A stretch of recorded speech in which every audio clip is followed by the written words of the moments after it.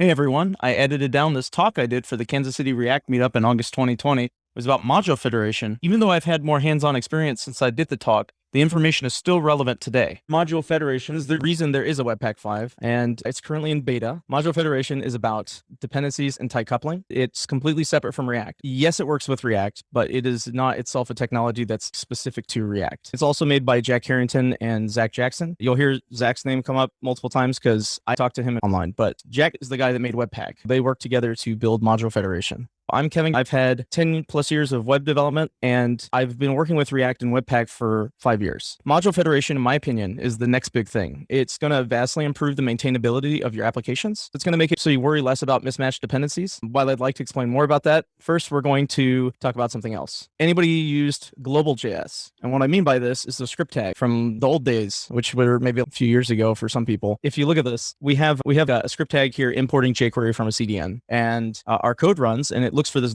$sign. This $sign is being created by this library. So this code in jQuery is the jQuery code to $sign, and then it's on global. Then our code has access to it, and we can do jQuery stuff. So that's a happy path. But what happens if we upgrade jQuery, or some other third-party library brings in its own jQuery, or it maybe needs a different version of jQuery? Maybe we can't use that library now because it doesn't match our version. This is how, in the past, how do you solve this kind of issue? If you end up having it like this, you end up getting something like this where you import version 1 of jQuery, and then somehow version 3 gets imported, and then what ends up happening is version 3 overrides version 1, and your code breaks because it's thinking we have version 1 and we get in version 3. And that's because both of these libraries are mutating this $sign on the global scope. That's where our problems are coming from. What we want is something maybe like this. I made this up, but it's based on the actual code. Instead of $sign, it's adding it to a library's object with the version and the name of the package both in there. What this benefits us is now you can have two libraries coexisting, and then when you do an import, or when you define what the $sign is, you can tell where it's come from. Other than this, the code is all the same. There's nothing any different, except this doesn't exist. You can't actually do this because these libraries will still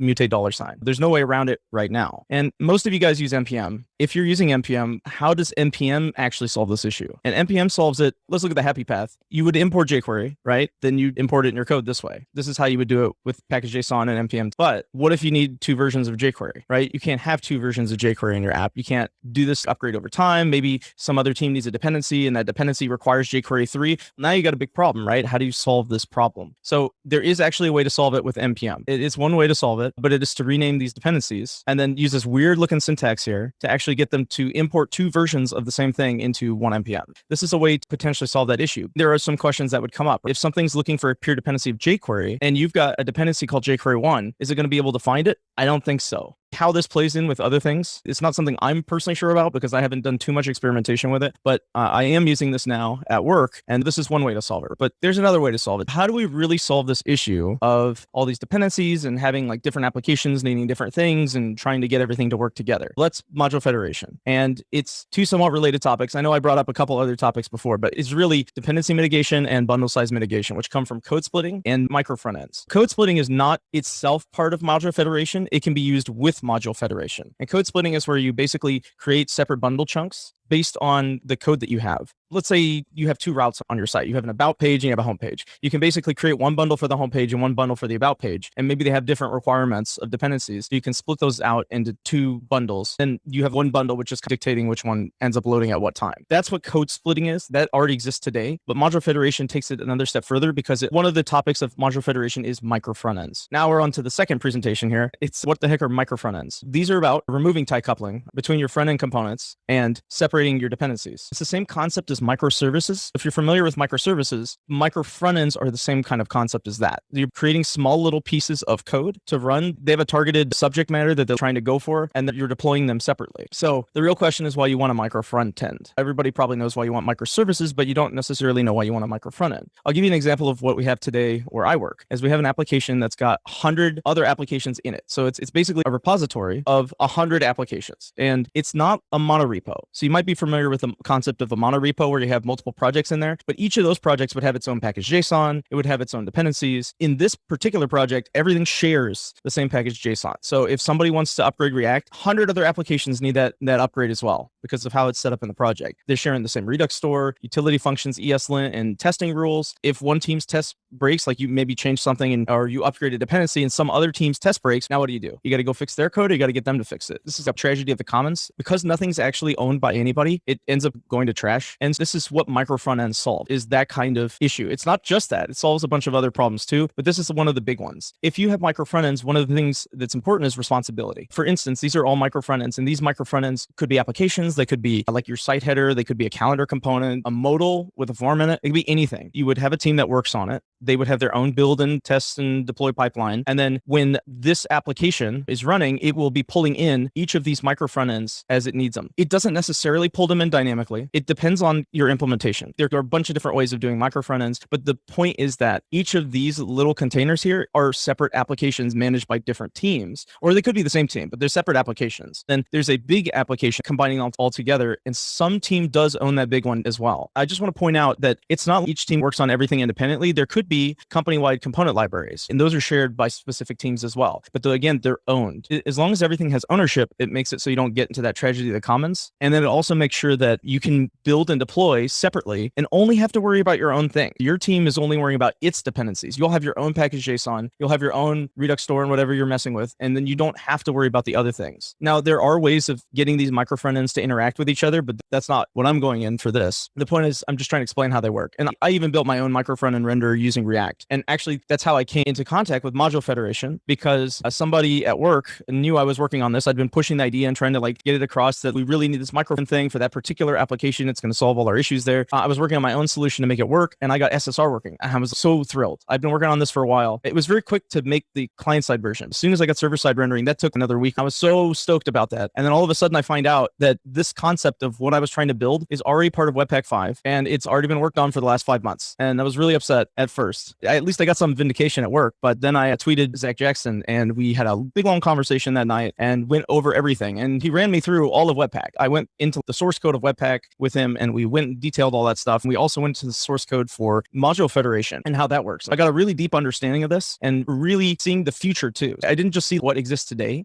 but what will exist in the future and what kind of needs to exist for this thing to be released to production. This is a big thing, but it's really interesting. Module Federation is made up of a main app and front ends. The main app is the host, and micro front ends are remotes. A remote can also be a host. And if you're a little confused by this black box here is the host. And then each of these little micro front ends would be considered a remote. But each of these micro front ends could also be served on its own web page. It could technically be its own host with its own set of remotes. And even when it's pulled in here, maybe this blue box here contains other little boxes as well. That's the idea behind remotes can also be hosts, is that you can have remotes that have remotes. And that gets a little crazy, and you're like, why does any of this matter? But it matters because you can have micro front ends that import other micro front ends. Along with code splitting, this can lead to much faster page load times and much smaller bundles. And also, again, it means that each set of dependencies is specific to certain teams and not to your entire project that everybody's working on. Remember that script tag example we had before? I wrote my own version of what I remember from that Webpack code I saw before for Module Federation. This is what it does, is basically it runs through a bunch of stuff. It imports all of your remote libraries, like jQuery, React, whatever. Then down here, it imports it. So after assigning each of these libraries something on window, it goes ahead and then imports your application. You're saying, that's weird. Normally what happens with any Webpack build is you'll load your application, then it will have all the assets it needs in that bundle. When the bundle's loaded, it has everything it needs. And when you do an import call, it's right there. What happens with Module Federation is you're actually putting out those assets, old script tags. You're putting them out somewhere else in the cloud and then pulling them in as you need them based on what is loading right now. Then it ends up rendering your application. And now those things are on Windows. So therefore, when you do an import, it will, not this function import, but when you're doing a normal import, like you normally do in your application, that code now exists as if it was there as part of the bundle, but it wasn't. It was something that was after the fact. This is just like with the script tags. With the script tags, we loaded each of those script tags in order and they attach to window and it loads your application. But here you can have versioning. That's really important because now you can have different versions of the same dependencies. And even if you have a dependency already loaded, then it won't go out and fetch it again.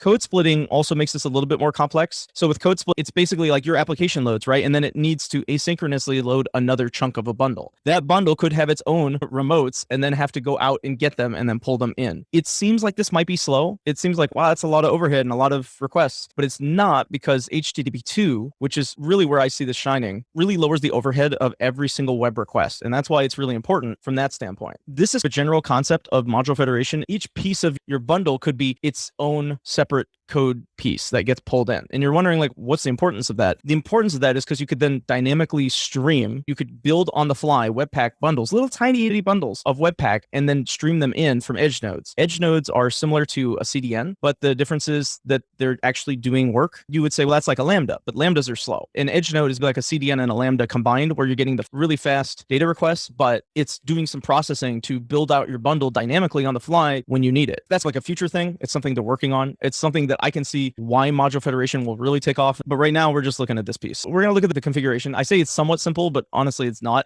It is a simple configuration, but there's a lot going on behind the scenes. This module federation plugin is how you change a Webpack build using module federation. All of your other code doesn't change. What changes is in the plugin section of your Webpack config, you'll just add new module federation plugin and you're done. Very simple, but this is actually a couple things in one, because it's both the hosts and the remotes configuration. This might seem a little confusing, but we're going to go through here. The name, if you're a remote application, it is the name that people are going to import for you. That's why this name is important. The file name, this is the output file name. Remote entry, we're going to see this later. Remote entry is the output file name that you're going to look for. And then exposes is for basically saying you can expose individual components. You can expose individual functions. These are like micro frontends. I made a calendar component now into a micro frontend that can be consumed by applications or micro frontends. And so that's what this exposes is. There could be multiple in here. I just put one in here, and you can define whatever name it is, and that's the name your application is going to use. Then there are these remotes here, and this name here is going to match this name here. This is for if you're a host, this remotes piece. These three at the top are if your component is loaded as a remote, that's all in this remote entry file. This remote section is if you're a host. If your application is a host, then these are micro frontends that are available to your host. This name is going to come from here, and then you can rename it for your application. It doesn't have to be app one. It could be whatever it wants to be, but you can rename it to anything. When we get down to the shared part, these are not versioned, but we'll see that in a second here. I just want to point out that this is where you do put your dependencies that need to be shared between projects. And it's not sharing in the same way NPM does it. It's sharing in the way that you're saying, I'm going to define that my application uses React 16, 13.1. And then when some other application comes in, some micro front end that needs that, it will use this version that's already been loaded. It won't go pull in its own. This is module federation behind the scenes. And that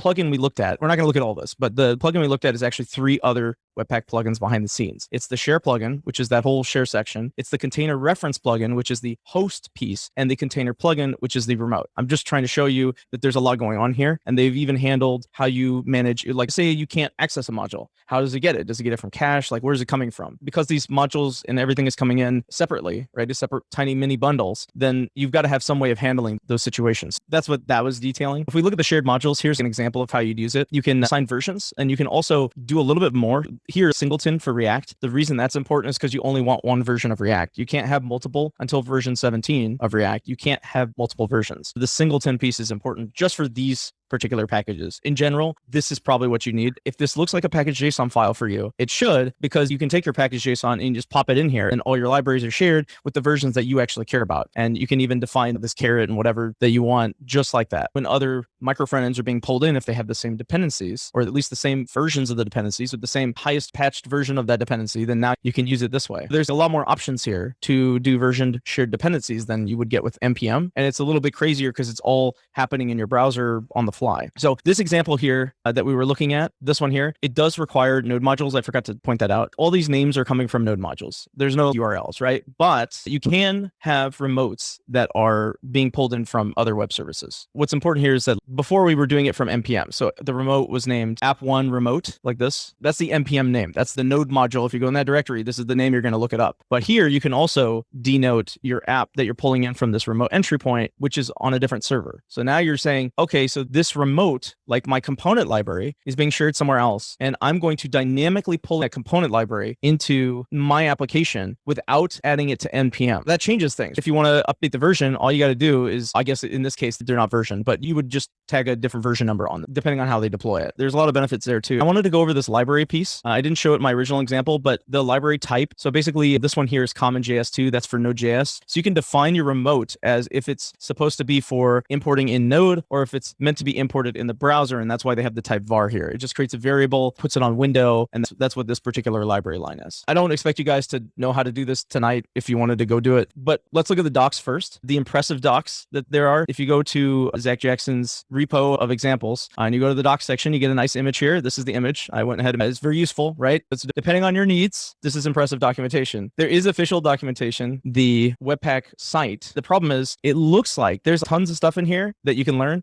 but it's pretty limited. It doesn't give you the information you're probably looking for when you're trying to build this yourself. It's more like into the core of how the source code works in the background and how, like here, it's this container plugin and container reference plugin. Most likely, you're not using those. You're going to use module federation and you don't care what's going on under the scenes. But these docs do go into that. And so it explains module federation, but it doesn't really explain how you're going to use it for your situation. The reason for that is module federation and micro frontends in general are highly situational. It seems like there's a use case that everybody wants. And it makes sense that, okay, because everybody would use micro frontends, then every single use case is exactly the same. But it's not the case. For instance, if you have a component library, it would make sense that each component is a federated module. But on the other hand, if you have the application I said before with 100 other apps, each application then could be its own federated module versus each component. It's a different concept depending on your needs. If you look at the real docs, these are, in my opinion, these are the real docs, are these examples. And these are the ones that Zach Jackson has created himself. Some of them don't work. You might have to change some code to get them to work. But if you look at the code, should be mostly correct.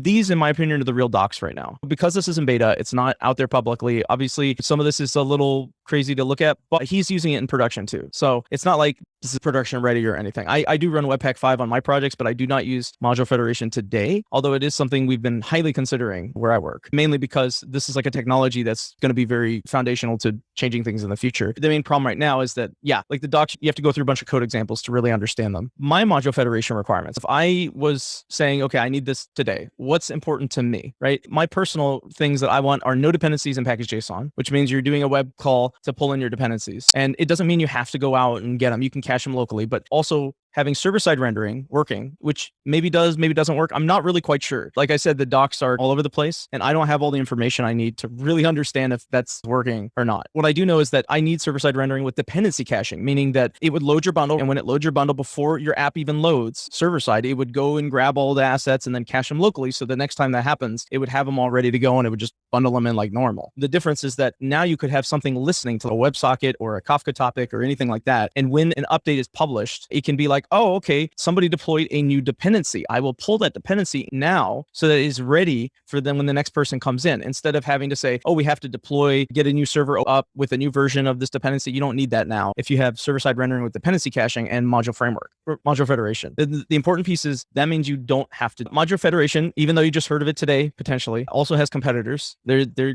quite a few competitors. If you've heard of something called Dino, that is a Node.js competitor. It's made by the Node.js people, the people that originally made it. And it is a competitor, not to module federation, but it is a similar idea to module federation. A competitor in the market right now is Snowpack. And this is like a Webpack. They're not competing just on some little things. They're competing like with Webpack itself. And so it puts module federation into perspective. But Snowpack, behind the scenes, it's from what I looked at in the source code, uses Rollup. If you've ever heard of that, it's another module builder like Webpack. I'm not quite sure exactly how it works from having looked at the source. On all these solutions, I have to look at the source to get the information, because even though it looks like it's got lots of docs here, it's got docs on how to use it, but it doesn't have docs on how it works. And I didn't know how it works. Does it do server-side dependency caching? How does it handle this stuff? No freaking clue. This might be the solution I want, but I'm not quite sure. I do have a lot of unanswered questions and I don't quite understand this, but it is another way of doing it. And when you do imports with Snowpack, you would actually define the URL. So it's similar. We're going to look at another example here of a competitor with module federation, and that is native JS modules that you can do in the browser today. So I tried this out. I threw a Hail Mary. I didn't even know that this code existed or could work, but I put a script tag, I put type module, and then I put an import statement and it worked. The one difference I had to do was before I had this same URL we had before from the CDN, it doesn't work because there's no default prop being exported from this library. But I tried this thing called Skypack, and what they do is they go to NPM, they take that module and they wrap it so it can be an ECMAScript module. And then all of a sudden I can use jQuery in the browser natively. And that's, to me, pretty crazy. I didn't even know this was a thing, but it's been around since 2017. If that says anything to people, it's, wow, I had no clue. This is a big deal because you might not need module federation if this is good enough for your application. Changes the ballgame there. Why module federation? Right after I just tore it down here, you still might want module federation because it's already built into Webpack 5, which means you have a bunch of Webpack applications. It's very simple to put it in, and it's compatible with what you've got. You don't really have to change anything but putting that plugin in. And it does allow for a feature of on-request compilation, which means instead of having to do this complicated build up front, you basically deploy your code, and as it's needed, it gets compiled out and then cached. It also solves the problem of micro frontends. It makes it ridiculously easy to build micro frontends. And I think that's the most important reason module federation, I think, is a really big idea. Micro frontends are not super simple if you have to do it by yourself. But if module federation does it for you, and all you got to do is put some values in a config file on your existing project, then that just puts it out of the way. It's okay, now everybody can have micro frontends with very little work on their end. So that's why I think module federation is still a big deal. Let's take a look at my demo. And this is actually Zach Jackson's code. I was going to write my own, and I've written my own before, but it keeps changing over time. And like I said, the docs are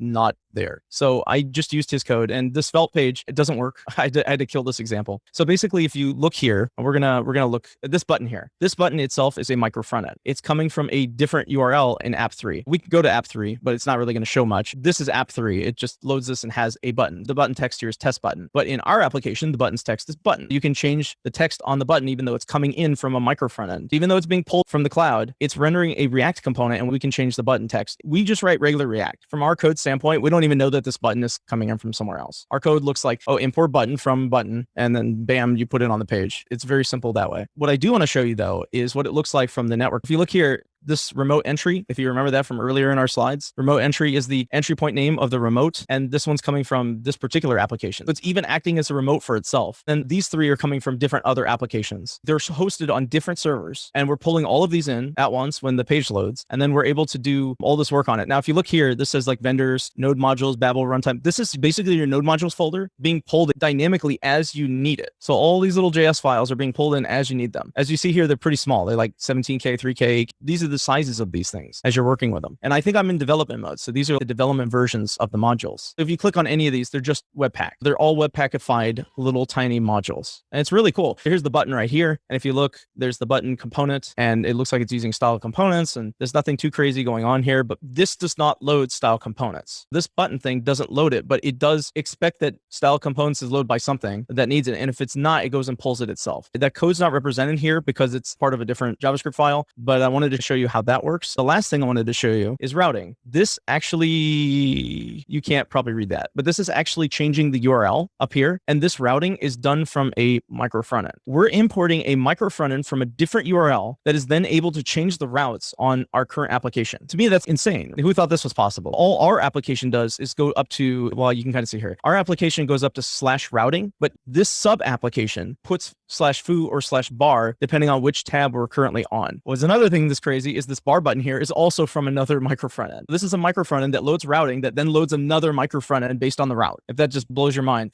The other thing is like using the modals and stuff. This modal is coming from a micro frontend. That's my talk on module federation. Do we have time for questions? It's a real big question. I actually did have a question for you. Have you looked at either single spa or system.js? Single spa was, when I talked to Zach Jackson, he had brought it up. It doesn't take it to this level, and it's not plug and play. I mean, system.js I've heard of as well. I've heard that in arguments in favor of module federation is like system.js and the other one you noted. Those are two examples of where it doesn't quite cut it for most teams. Most teams aren't using system.js. They don't want to convert everything over. Using Webpack makes it super easy to integrate in existing projects. This is another problem with Snowpack is you pretty much have to have a separate library to then do your bundling, and you're not really quite sure how it works, and maybe it's going to work with your existing projects, maybe not. Those are kind of things to think about when you're choosing how you want to handle your federated modules. Yeah, because those are very similar things. I ask something. I don't fully understand everything about how these things work together, but when you're bringing in the micro frontends that you said is just a React component that you're rendering, it's not loading an iframe or something, it's actually just bringing in the code. That means you essentially, for communicating with other parts of your application, the host, or even between separate micro frontends that are being loaded, separate remotes or whatever, you just define any kind of standard API, whatever communication you would normally use, events, whatever, and that just all works as if they want remotes. as if they were just local components, because they are local components. Once they're loaded, they get loaded differently. Exactly. What if you have that micro front end component, and let's say you're using Redux in your application, and this micro front end also comes in wrapped in that connect function, or it's using a use dispatch or a use selector. If you have something like that, and you're saying, how is that going to work? Because I had Redux in this application, and then I created a micro front end out of it, and then I'm importing that into another one. It would work because it looks at the React context and then pulls Redux out of the context. And all of a sudden, this component that worked in a different application now can work in your application and dispatch the same action. Like you were saying, yeah, with native JavaScript events, you could do that too. Or you could even just use Redux. And then when you import it, it just happens to work. And it works with React Router and all these other things because of how they interact with React's context. It's really cool. It's crazy because they're separate applications that you're bringing in, but somehow they can hook into your stuff. And that's the talk. Since I did this, Webpack 5 has released. Module Federation is actually live, and you can use it in your applications today. Thank you very much for watching my talk from last year. I appreciate it.